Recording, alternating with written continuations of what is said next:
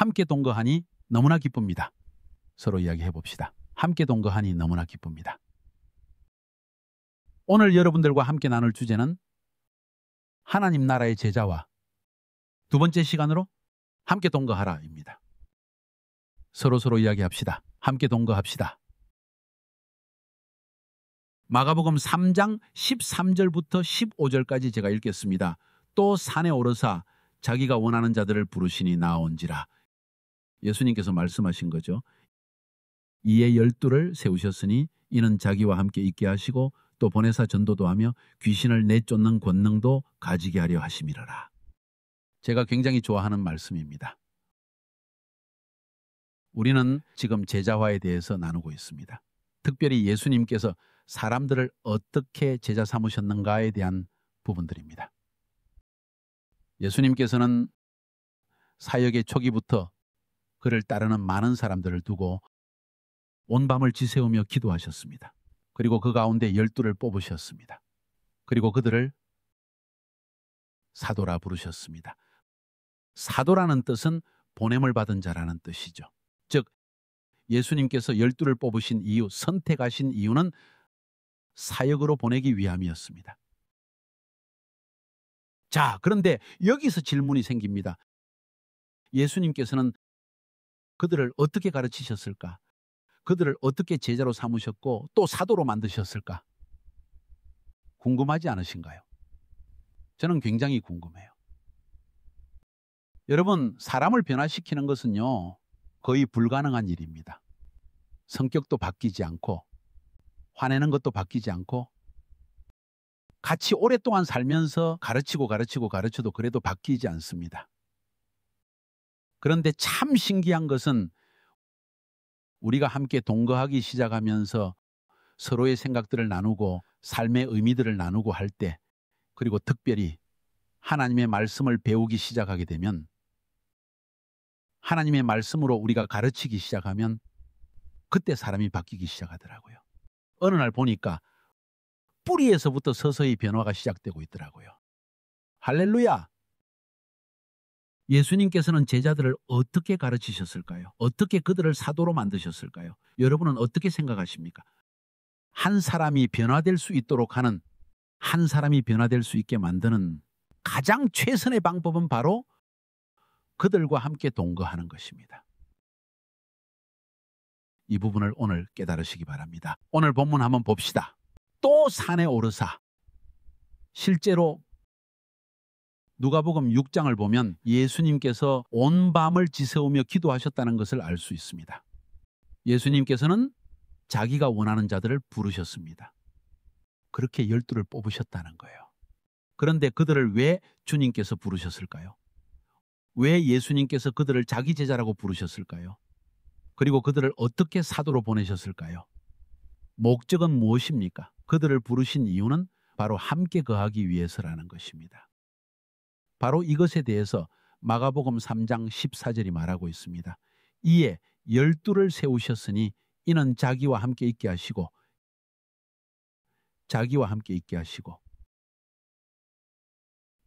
사람이 언제 변하냐면 하나님 나라의 가치를 지니고 있는 지도자와 함께 지낼 때 변화되어지더라는 것입니다.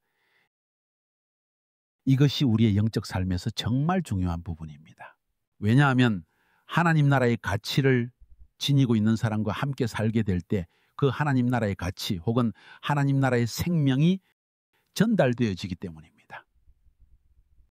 하나님 나라의 가치의 교환이 이루어지는 것이죠. 동거를 통해서 말입니다.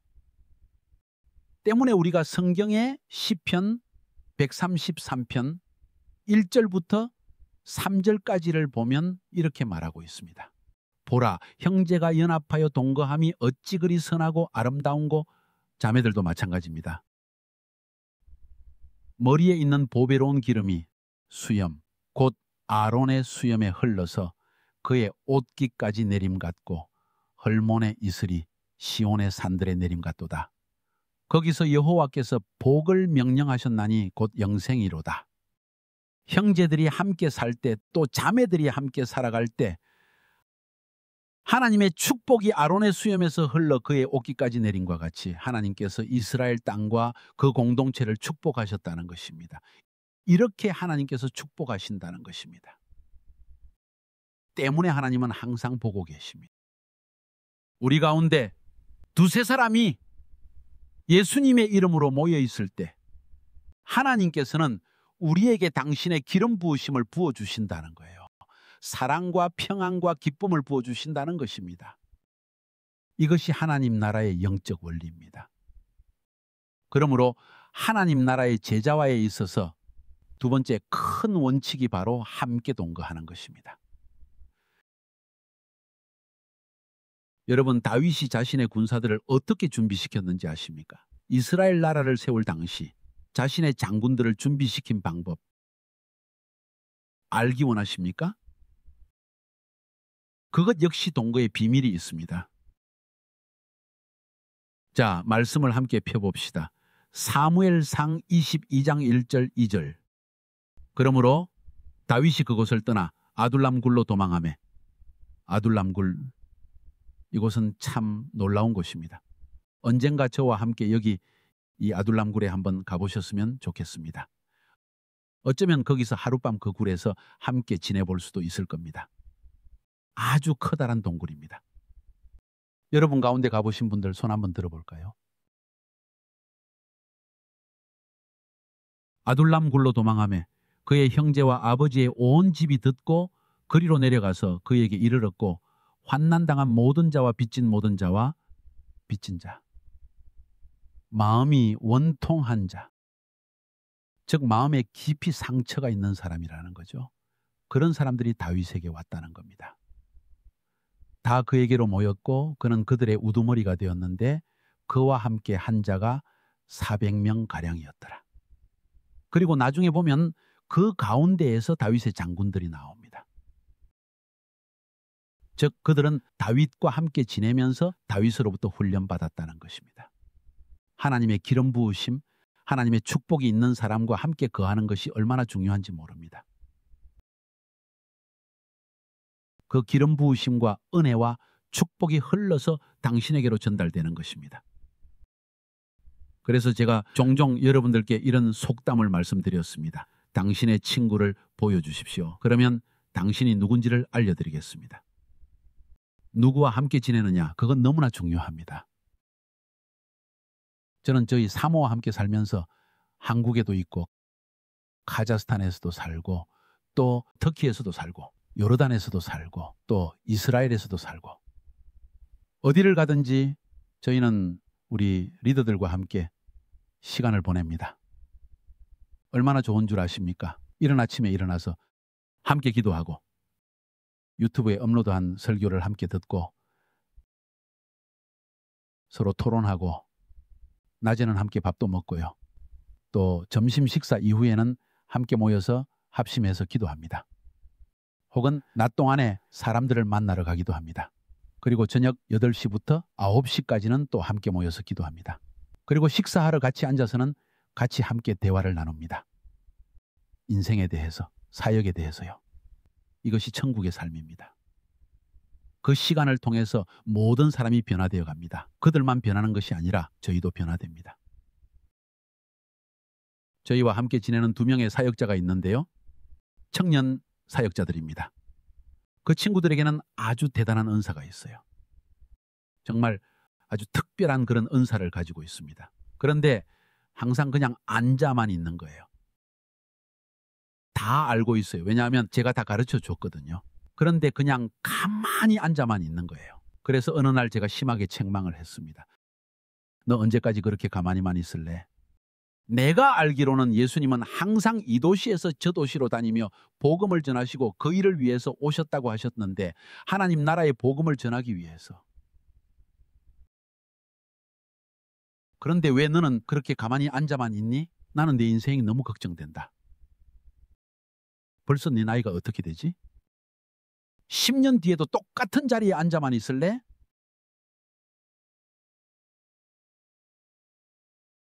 아내와 함께 한 곳에 정착해서 살면 참 편하겠죠. 예배에도 참석하고 함께 기도하고 주님을 잘 섬기는 것처럼 보였는데 그냥 앉아만 있는 거예요. 이제 나가! 제가 망치로 머리를 쾅 때렸죠. 제가 지도자이지 않습니까?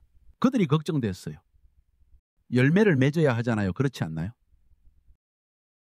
그런데 제가 그들과 함께 동거할 때 이것을 본 것입니다. 멀리서만 보면 좋은 사람이구나. 은사가 많은 사람이구나. 그런데 주님이 보시기에, 그리고 제가 보기에도 불편했던 부분은 바로 한자리에 가만히 있는 것이었습니다. 그런데 그 이야기를 저에게서 듣더니 변하기 시작했습니다. 그들에게 아주 중요한 깨달음이 임한 것입니다. 그리고 이제는 아내와 함께 매일 나갑니다. 알고 보니까요, 지금 그 형제자매가 살고 있는 센터 주변에 엄청나게 많은 러시아를 쓰는 사람들이 살고 있더라는 거예요. 그리고 놀라서 이야기하기를, 목사님, 알고 보니까 러시아어 쓰는 분들이 엄청 많아요. 찾아야 될 거라고 생각했는데 오히려 그분들이 저희에게 다가오시더라고요. 그리고는 어디서 오셨어요? 묻더라는 겁니다. 그렇게 연락처도 교환하고 같이 만나자고도 하고요. 주님께 영광을 드립니다. 보세요. 바로 이 말. 가라. 가라. 마치 마태복음 28장에 나오는 말씀처럼 바로 그 말씀의 역사는 동거할 때에 전해지는 것입니다.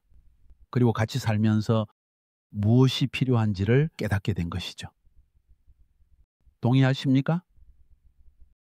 여러분, 동거가 얼마나 중요한지 아십니까? 예수님은 많은 사람과 살지 않으셨어요. 왜냐하면 소그룹이 중요하기 때문입니다.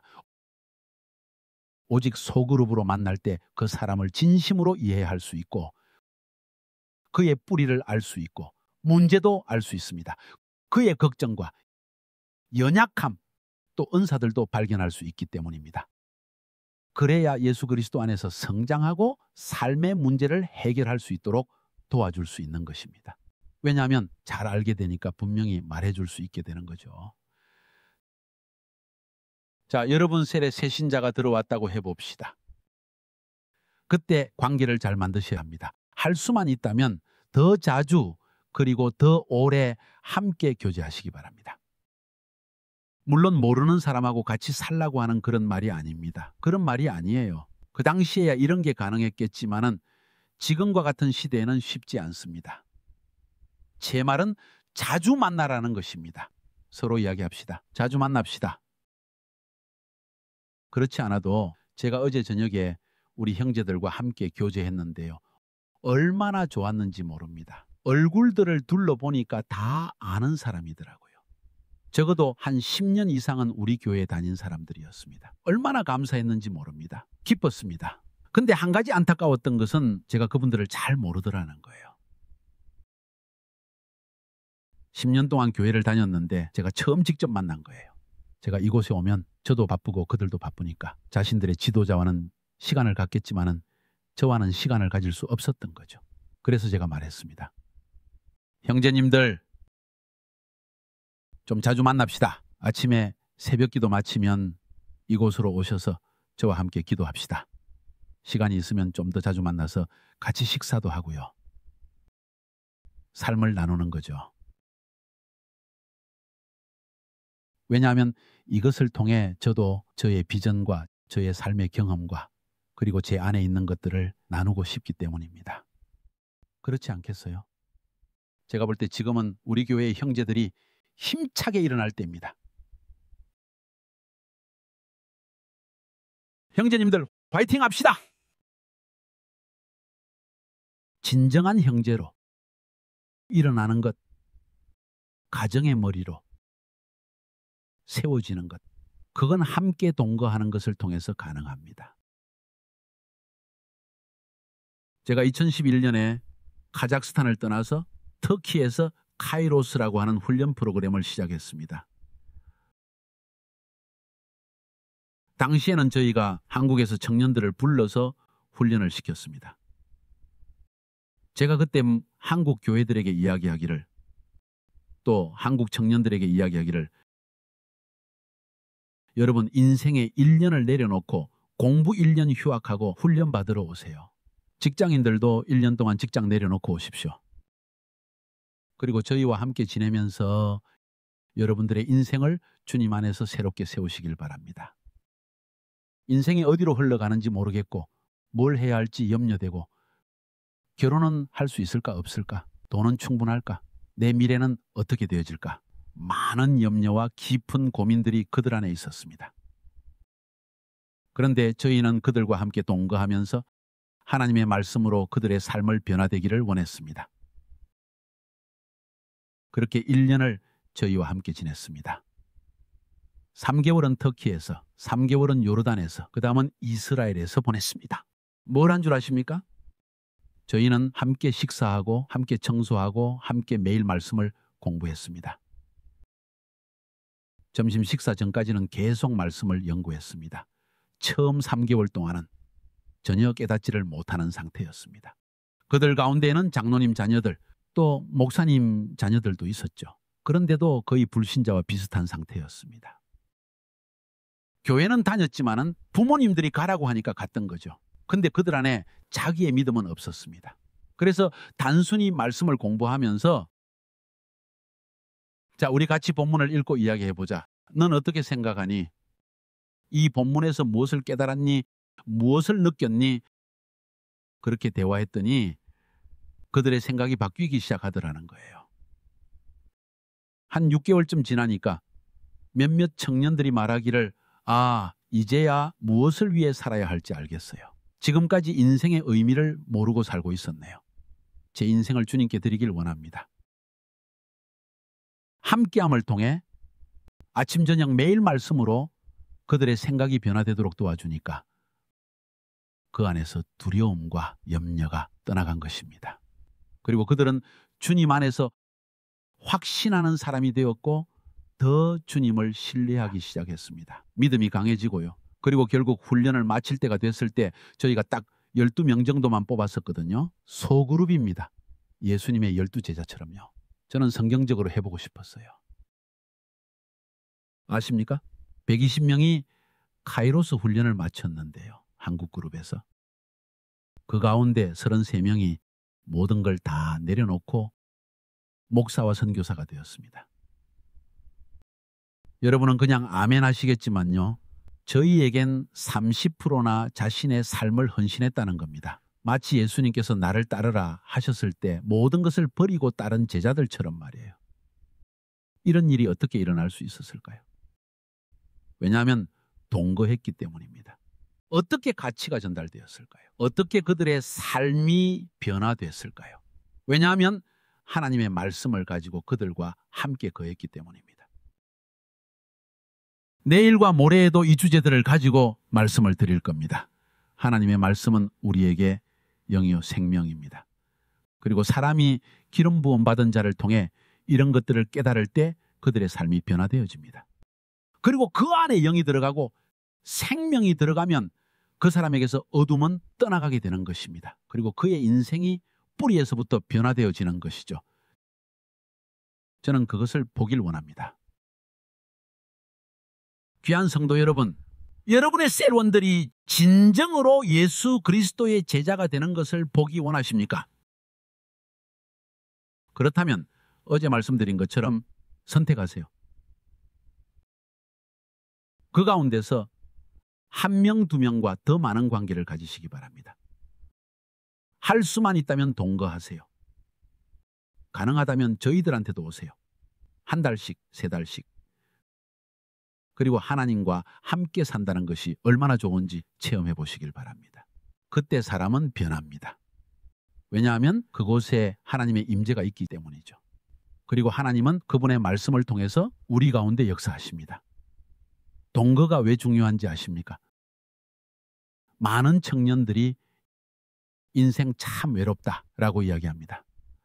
사람들을 만나고 친구들을 만나서 술도 마시고 밥도 먹고 대화도 하지만 또 유튜브를 보고 인스타그램을 보면서 히히하하하지만 헤어지고 집으로 돌아가면 결국엔 허무하다는 거예요. 많은 청년들이 이야기하기를 저는 인생에 대해서 그 누구와도 이렇게 진지하게 이야기를 해본 적이 없어요.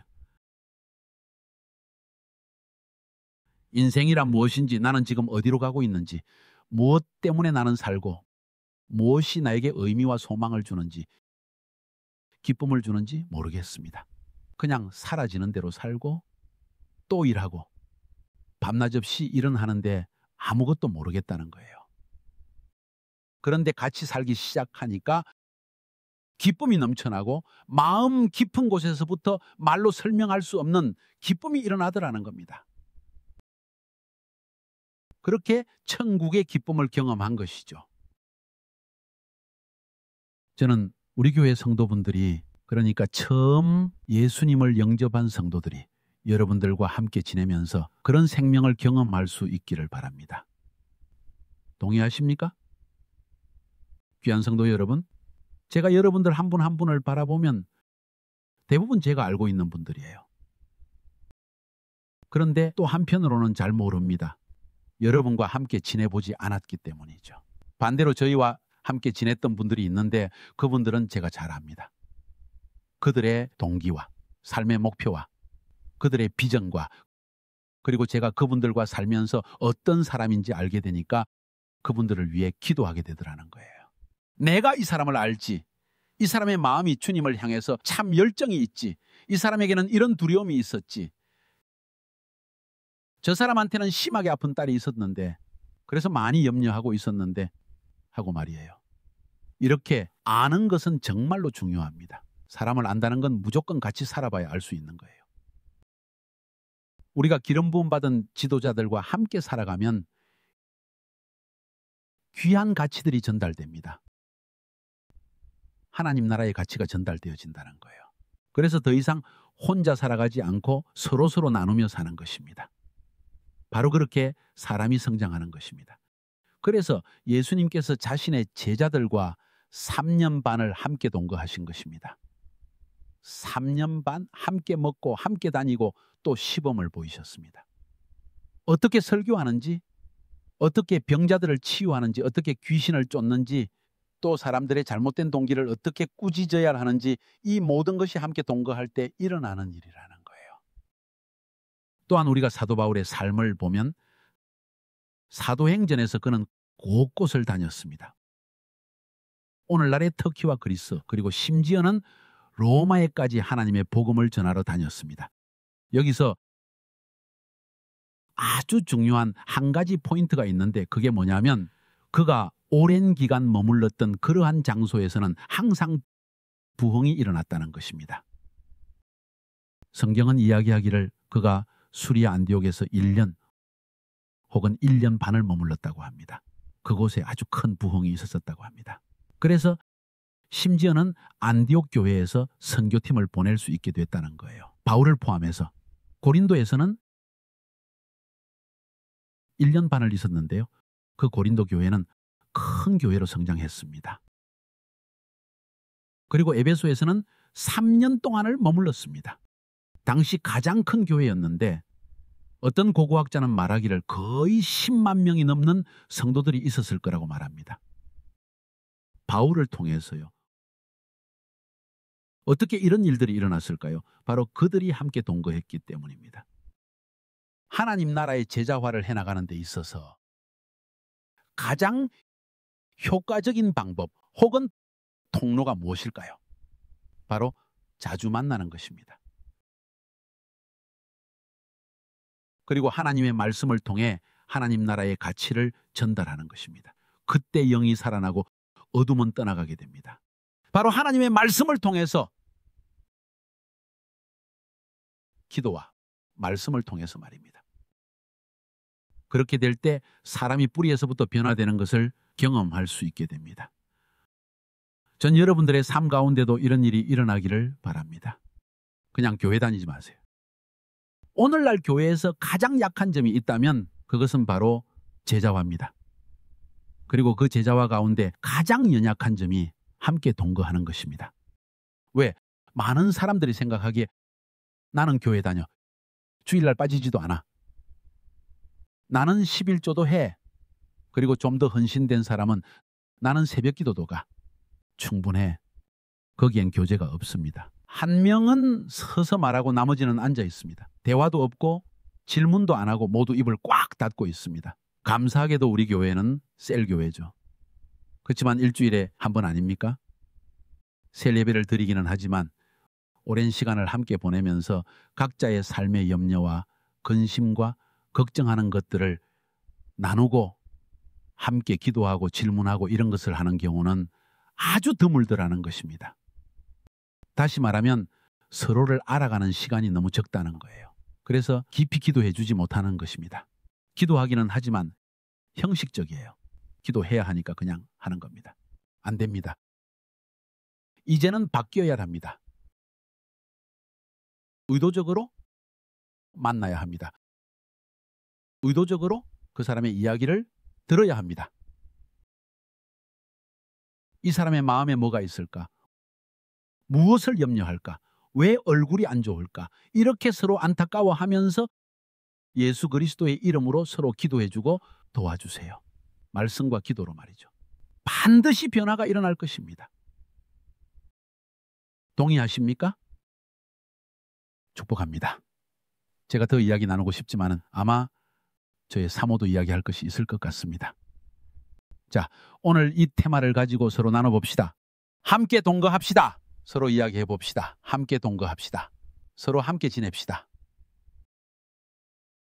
하나님과 함께요.